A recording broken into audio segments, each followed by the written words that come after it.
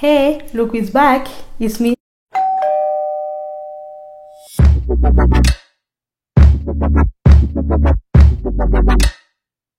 Comme vous avez pu le voir dans le titre, on va parler aujourd'hui matériel de puériculture.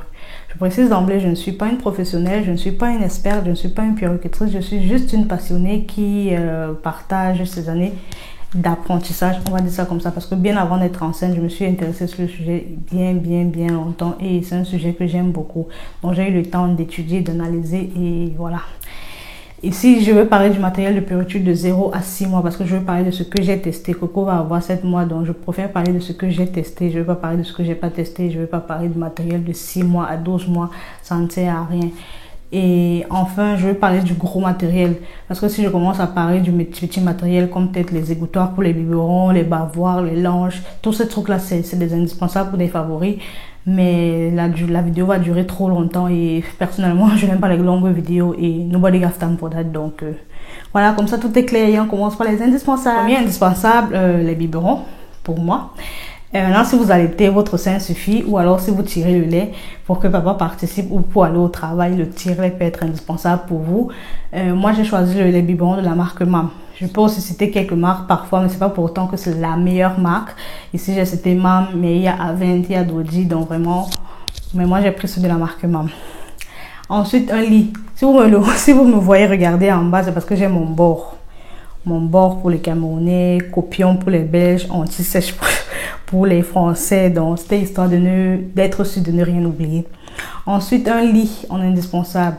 Certains parents dorment avec le bébé dans leur lit, mais il lui faudra un lit tôt ou tard.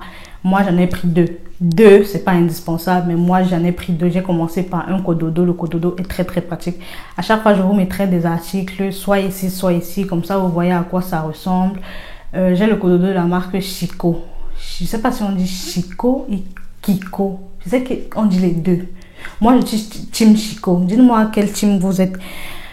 Donc, j'ai commencé par ça jusqu'à 6 mois. Et c'est seulement maintenant que Coco va dans son lit à barreaux. J'ai pris celui de la marque Ikea, le basique de chez Basique. Là, je n'ai pas l'argent à mettre dans les trucs. Par contre, pour les lits à barreaux, essayez quand même de prendre des lits évolutifs.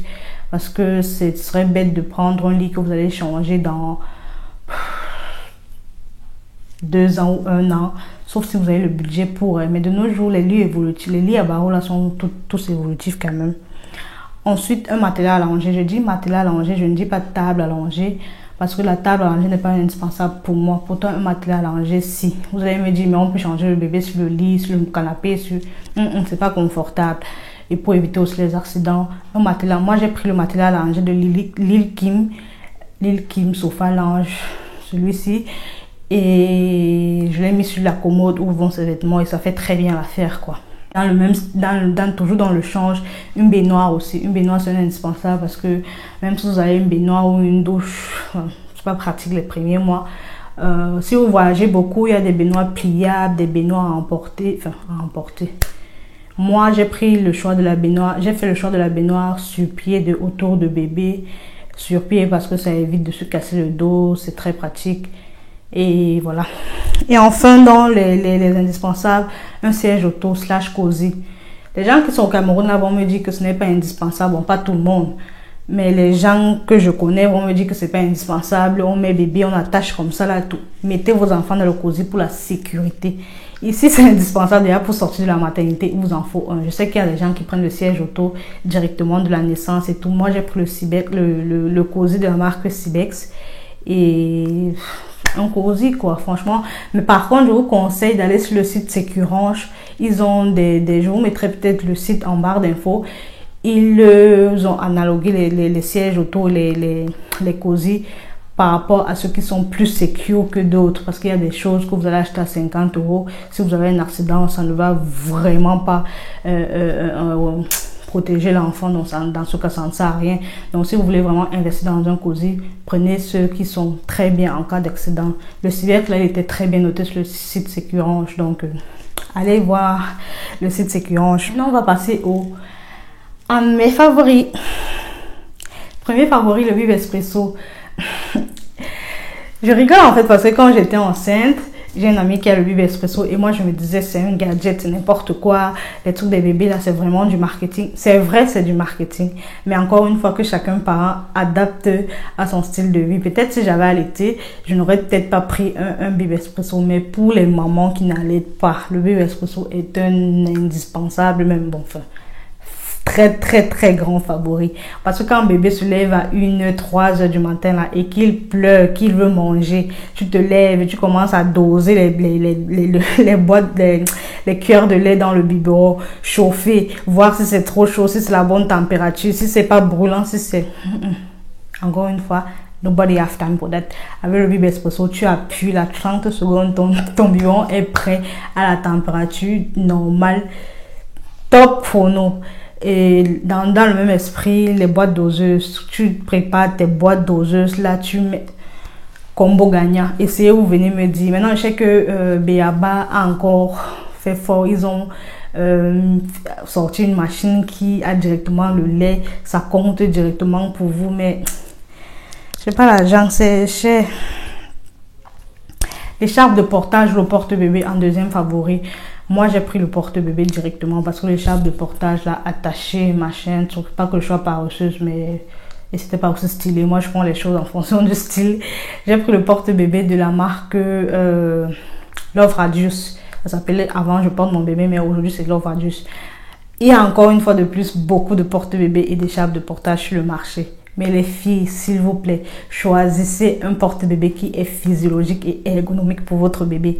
Parce que c'est pas agréable. Je vois des porte-bébés, je connais une très grande marque, beaucoup de gens ont ça.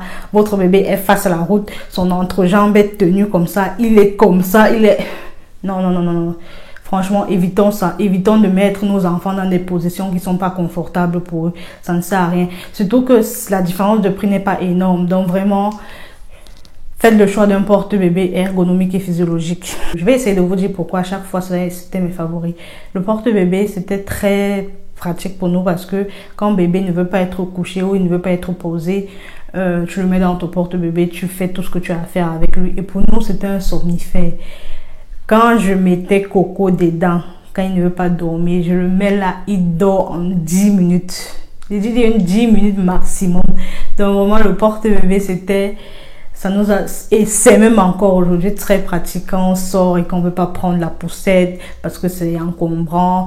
Quand on est à la maison et qu'il chouine un peu beaucoup, on le met. Et mon porte-bébé peut se mettre devant ou derrière. On le met au dos là à l'africaine. Je n'ai pas encore le pagne. Je vais apprendre à attacher le pagne. Donc vraiment, c'était très pratique pour nous. En troisième, le tapis d'éveil. Le tapis d'éveil aussi, c'est très bien. Et moi, j'ai mis Coco dessus très vite. Il n'avait même pas encore un mois. Je crois que j'ai mis à 3 semaines. Et pour moi, je suis pour la motricité libre. Ça permet à bébé de découvrir le monde. Il peut déjà apprendre à se mouvoir. Il voit des couleurs, ça l'éveille. Pour moi, c'est un très grand favori. J'ai celui de la marque Tiny Love. Et il est bien grand parce que souvent, on voit les tapis d'éveil, ils sont petits. L'enfant va vite sortir dedans.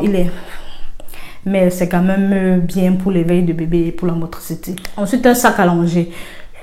Je dis sac à langer, mais ça peut être n'importe quel sac que vous utilisez quand vous sortez avec bébé. Mais je conseille un sac avec compartiment parce que quand on sort avec bébé, Dieu seul sait combien on a besoin des choses, surtout les premiers mois. Il serait bête de prendre un sac et commencer à faire ça. On se connaît, nous les femmes. Les clés ici, là. Le rouge à lèvres ici. Les ceci ici, là. Non, avec un sac à langer, un sac qui a des compartiments, c'est très pratique. Moi, j'ai celui de la marque Baby Move, mais B.A.B.A. fait aussi de très beaux sacs. Amazon même fait de très beaux sacs. Donc, vraiment, il y en a plein sur le marché. La chaise haute. J'ai mis la chaise haute, mais peut-être c'est pas favori avant 6 mois. Mais Coco, lui, il a tenu assis très vite. Si votre bébé ne tient pas assis, ne le mettez pas encore une fois dans la chaise haute. Voyez, ça le force à s'asseoir alors qu'il n'est pas encore prêt à s'asseoir. Moi, j'ai celui de la marque Kindercraft. Celui-ci, je sais pas encore où je vais mettre. J'aime bien parce que c'est stylé, ça va avec mon salon. Et en plus... C'est un siège qui est évolutif, donc quand bébé est grand, on peut enlever les pieds et ça devient une chaise pour enfants, quoi. Donc, favori. Un transat. Vous allez me dire, mais celle-là, elle nous parle de motricité libre et elle aime le transat, mais c'est comment? Car c'est comme ça. C'est comme ça parce que la motricité libre, c'est bien. J'ai dit que je préconise au maximum. Je ne suis pas parfaite. Mais quand tu es seule avec l'enfant, que tu dois faire des choses que tu ne peux pas faire quand il est dans ton porte-bébé. Tu dois prendre ta douche. Tu dois faire des repas qui nécessitent que tu dois être concentré ou que tu dois avoir des couteaux tranchants. Le transat devient un très grand favori. Maintenant, je ne l'ai pas mis dedans très longtemps. Je ne l'ai pas utilisé très longtemps. Mais pour les fois où je l'ai utilisé, il m'a été très pratique. Vraiment, pour moi, c'est un favori. Et encore, favori de chez Favori, c'est celui de la marque Baby Beyond. Encore une fois, physiologique. Prenez des matériels physiologiques et il n'est pas encombrant du tout. On peut le déplier, plier en un temps de mouvement, le ranger comme ça. Franchement, les transats là qui sont encombrants, qui sont dans le salon, à moins que vous ayez de la place, ça va très bien aussi, comme les balancelles qui vont. Non, moi, Baby Beyond. Le Baby Cook, pour celles qui font les petits pots de bébé elles-mêmes, si vous achetez les petits pots du commerce aussi, très bien. Ne laissez pas les gens vous dire comment vous allez éduquer votre enfant. Dans les petits commerces, c'est contrôlé, c'est aussi très bien. Mais moi, j'ai fait le choix de faire des petits pots à coco et j'ai choisi le Baby Cook. Maintenant, quelqu'un d'autre me dit, mais c'est un superflu, c'est inutile. Tu pouvais mettre des choses dans la casserole et après tu mets de l'homonix. C'est vrai, c'est vrai. Mais ici, on parle de pratique. Donc, quand tu mets dans la casserole, tu dois venir après 5 minutes, mettre le couteau là pour voir si c'est cuit. Après, mettre dans le moulinex.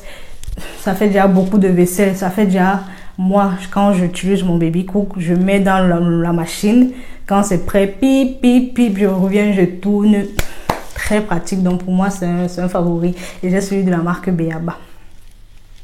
Et enfin, la poussette. Ça aussi, j'ai beaucoup hésité à acheter parce que j'avais le porte-bébé et je me disais, nous, on sort pas beaucoup. Pour quelqu'un qui sort beaucoup, pour quelqu'un qui voyage ou pour quelqu'un, franchement, ça peut être dans vos indispensables.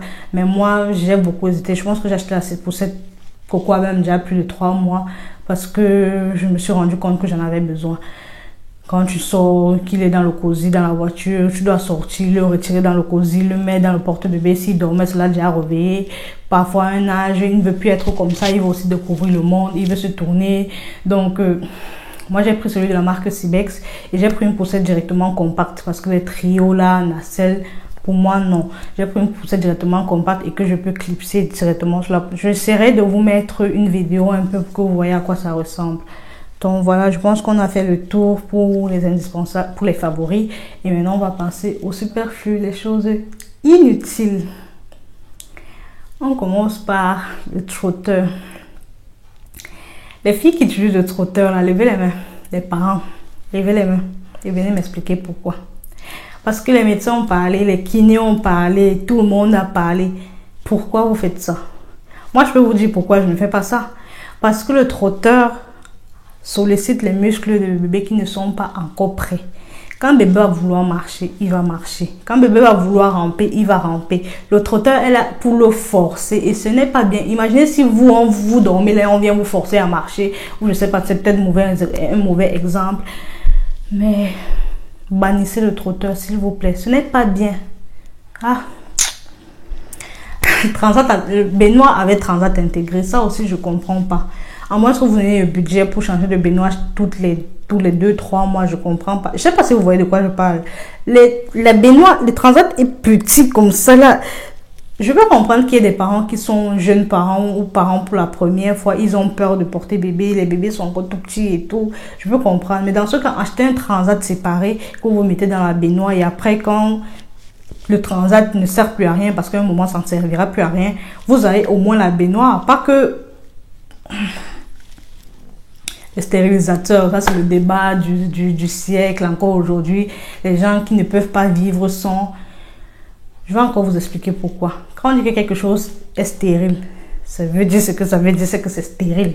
Donc, à moins que vous ne stérilisez, après vous mettez des gants, vous prenez votre biberon, vous mettez dans un sac hermétique, vous fermez, vous conservez dans un truc où vous êtes sûr qu'il n'y ait pas de bactéries. C'est que ce n'est plus stérile. Parce que si vous stérilisez, vous venez toucher avec vos mains, qu'elles soient propres ou pas. Vous touchez avec vos mains, vous partez garder dans l'armoire là-bas ou après vous ouvrez l'armoire ou l'air, ceci. Ce n'est plus stérile et donc du coup ça ne sert plus à rien. C'est du marketing. On s'est fait avoir pendant des années. Moi même si quelqu'un me disait que tu n'auras pas de stérilisateur, j'allais regarder la personne là comme ça. What? Mais non, il n'y a pas de boîte. Soyons plus intelligentes que les gens là. Et enfin, le parc, ça aussi c'est... Je peux comprendre qu'il y ait des parents solo qui ont besoin du temps et qui mettent le bébé dans le parc parce qu'ils ont besoin de leur temps et qui se sentent qui sentent bébé plus en sécurité parce que là-bas, il n'y a rien de dangereux et tout ça. Je peux comprendre, mais pour moi, ça fait comme une prison quand l'enfant n'est pas libre de se mouvoir complètement. À un moment donné, il aura des barrières. Ou... En tout cas, pour moi, c'est un non. Donc voilà, on a terminé la vidéo. Si elle vous a plu, n'hésitez pas à me donner un pouce et à vous abonner. Ça m'encouragera et on se retrouve très prochainement pour une nouvelle vidéo. Ciao, ciao.